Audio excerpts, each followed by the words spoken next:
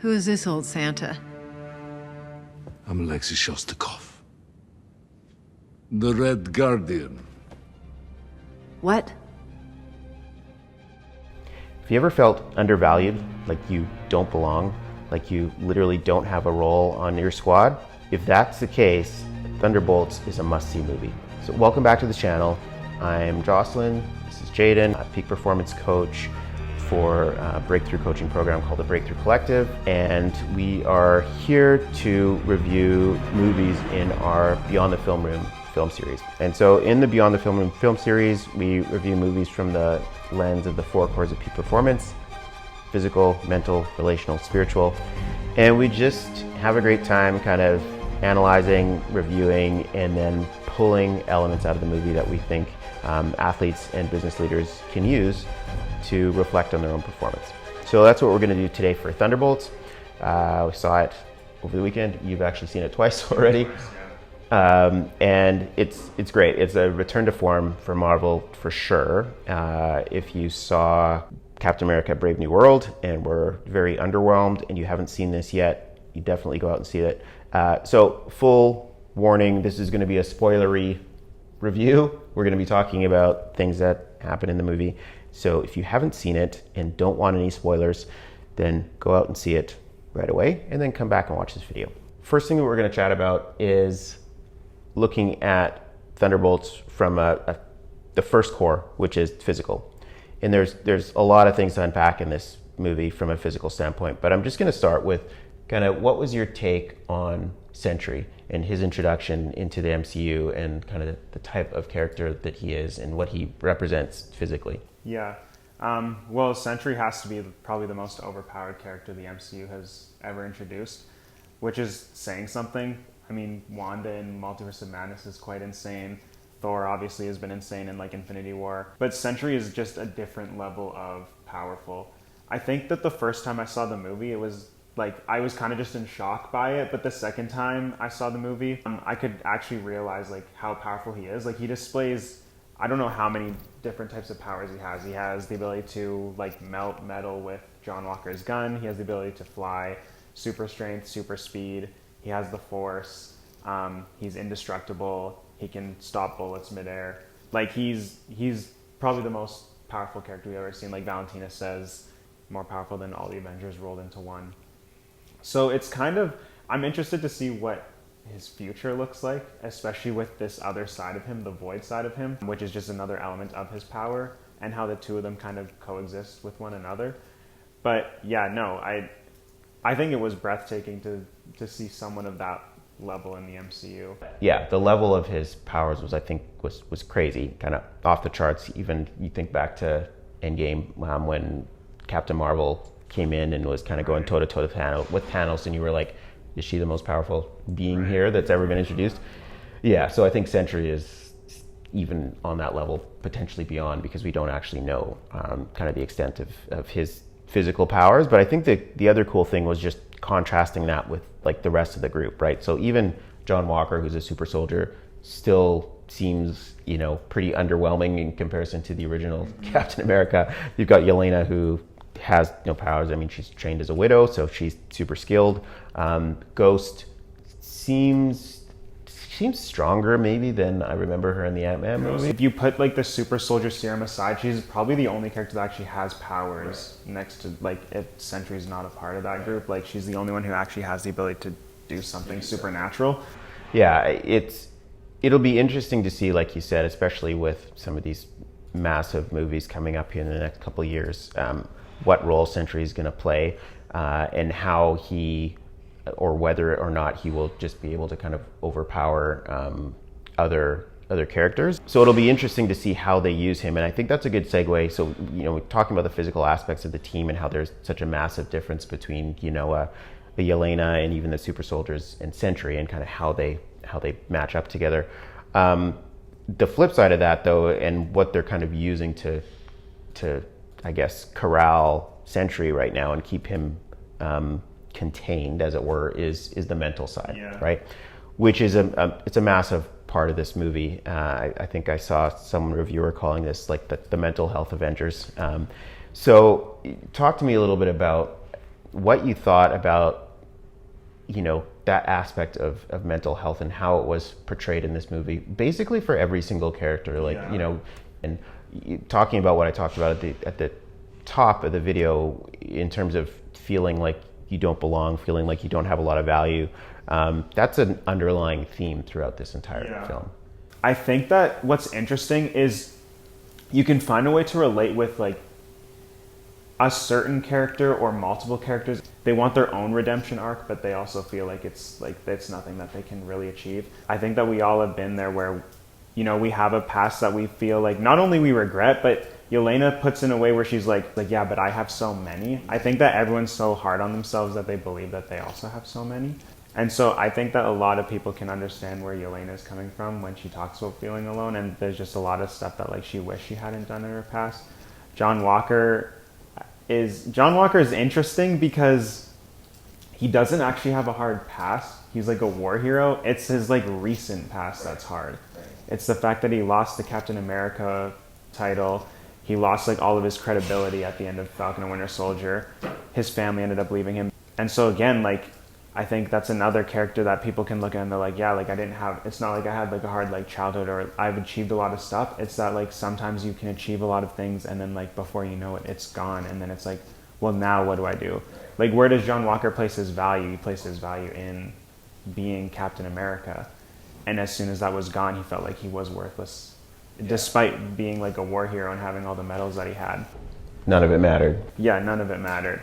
Ghost, they don't really explore Ghost's backstory as much. Like, hers is more in like Ant-Man and the Wasp, but like, yeah, her family died in an explosion. She was picked up as an agent at a young age and like became a murderer.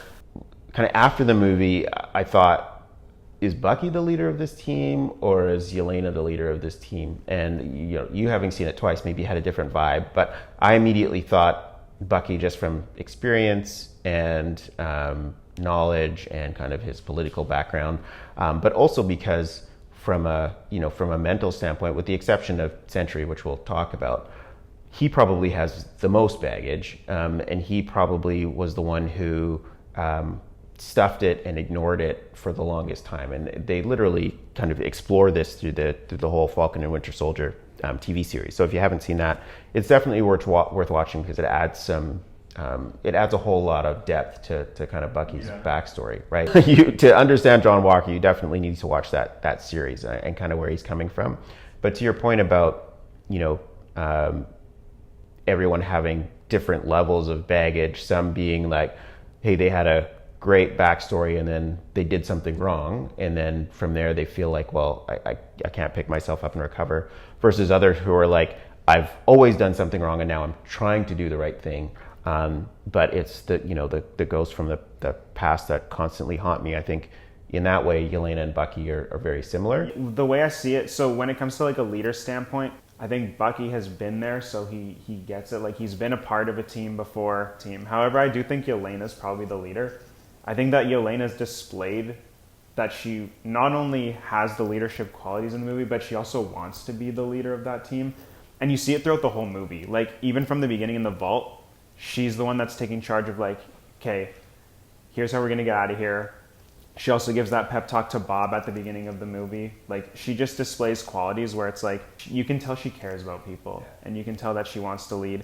And Regard even says later in like that talk that I was talking about on the street, like, she wanted to be a goalie on her Thunderbolts team because she wanted to be the person that everyone could rely on. I think what's interesting about Bucky in comparison to the rest of them, which is why he could also be a great leader for this team, is that he's the only one out of all of them who has, to some extent or full extent, overcome that baggage by this point.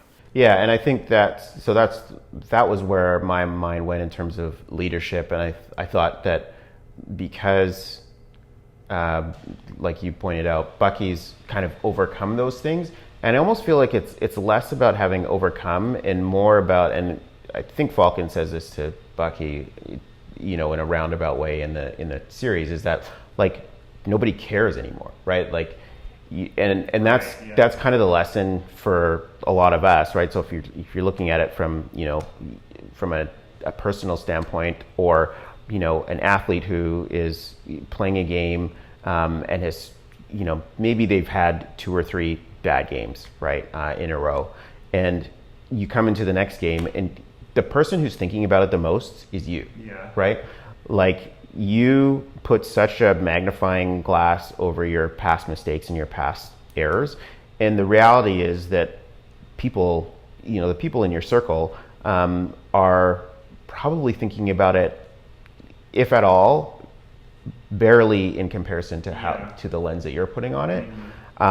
Which is why I think Bucky maybe hasn't.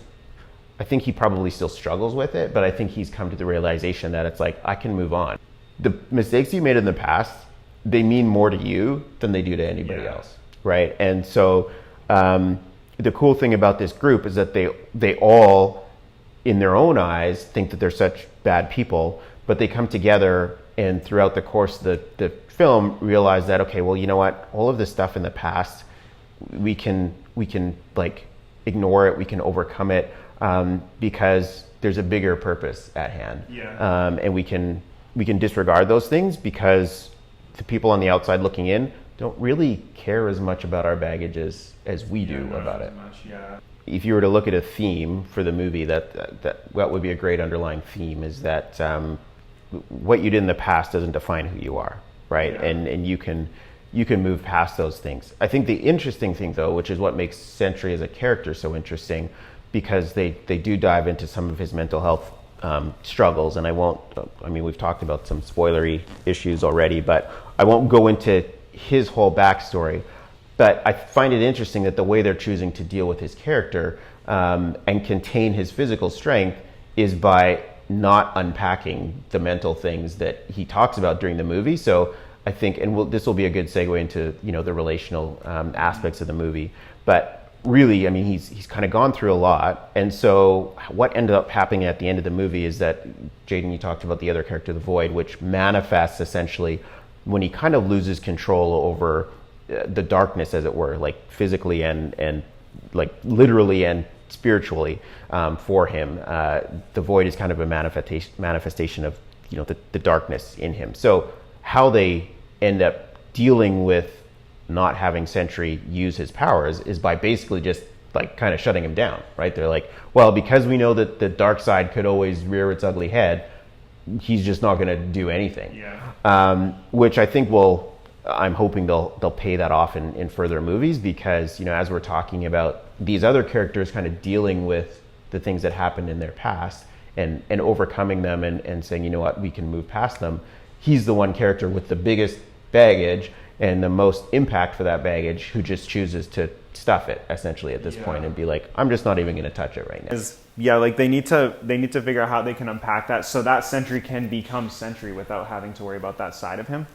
And like right now, that just looks like being a part of a family in the comics, and they don't explicitly say it in the movie, but he deals with like mental issues that are also, they're not like the rest of the Thunderbolts. They're not like... They're personality disorders. And they don't tackle that in the movie as in like explicitly saying it, but I think that the Void being a separate person from Sentry is showing that he's not just seeing something else or being someone else, but it is two different people now. And I think they have to figure out how they're going to deal with that. Yeah, and I think I mentioned that would be a good segue into the relational lens, like the relational core from the four cores of performance. That's something that this movie does really well. You mentioned this kind of earlier today in terms of even in comparison to the other team-up movies and the other Avengers movies. But I guess still in comparison to Phase 1, we feel like we knew these characters a little bit less, but the way that they build the relationship in the movie is great. And I mean, they thrust them immediately into having to work together to basically stay alive. Unlike the Avengers, right? You've got all of these, superpowered beings who kind of come together with someone else's, at someone else's request, which is, I guess, similar to the Thunderbolts too, but it's a little bit different. Valentina in this movie is a bit of an antagonist in that they're essentially spend the lion's share of the movie trying to get to her and working together to do that. And so they build their relationship trying to fight through this challenge together. And I thought it was neat in comparison to the Avengers and even the Guardians, for example, where the team is built out of conflict, but an external conflict that they have to come together to fight right from the outset, and it overshadows all of the the negative baggage that they all have, but they're all very kind of transparent about their baggage, unlike I think the Avengers, which they were all, you look at Iron Man, you look at Thor, Cap to a certain degree. Cap was probably fairly humble, but those two, especially, Thor and Iron Man, were, they were kings, leaders, right? They were billionaire, playboy, philanthropist, gods kind of thing, right? Yeah. So they came at it from a very high level viewpoint, being like, hey, I'm the man, right? Whereas these guys came together feeling like we're nothing, yeah. Yeah, it's interesting how like a group of people who feel like they're worthless can like bond through that. And it takes time. Like they didn't like each other at all at the beginning of the movie. But then they learn to like use those pieces of themselves to like find a common goal. You talk to a lot of athletes and they don't necessarily get along with teammates, for example, or coaches. And sometimes they feel like the chemistry has to be amazing in order to achieve something. And that's not always the case. Like, I think you need to have a certain level of respect, which I think they each had for each other in terms of their skill set, right? Like the movie kind of opens with, or doesn't open with, but within the first, 20 minutes, they are all using their skills to kind of get to each other, right? And you'll see this as it plays out. But so there's a healthy respect in terms of the skills that they all bring to the table, but they don't necessarily love each other, and they playfully and sometimes not playfully, get down on each other. Like John Walker and Ghost go at each other often, and Yelena even. But you can come together with a team of people out of mutual respect, understanding the skills that you bring to the table, and saying that, hey, we have a common goal. We don't all have to be necessarily on the same page or best friends, and be aligned in terms of what we believe and what we do and how we think and act and all of those things. But you can bring those pieces together to accomplish something collectively. And I think within the Thunderbolts, like they can look at each other and be like, hey, for the first time, this is someone that gets me. Like this is someone who's been there in the past, like who has things that they regret, things that they wish didn't happen. These are broken people. Like this is someone else that understands where I'm coming from. The last core, which is central to the four cores, is spiritual. What I talk about typically is, from a spiritual standpoint, is like vision and belief and identity. So identity does come into effect often, and it kind of ties back to this, to the mental aspect and how people deal with baggage and how they look at themselves in relation to the things that they've done in the past. Yeah. And it's like, am I this person or can I be somebody else? I don't know if there's a complete arc that happens in this movie, but I think there's definitely growth. And I think there's a realization that your identity isn't tied to what you do. You can choose to form your identity based on who you want to be. Yeah, I don't even think there's like a better way to put that. I think that all the characters kind of have to, well, they realize that, and now they have to make those efforts every day and become who they want to be. Yelena very much wanted that, like early on in the movie. I mean, like after the mission at the beginning, she talks to Valentina about how she wants to have more public facing, like she wants to be something bigger. I think that she realizes that,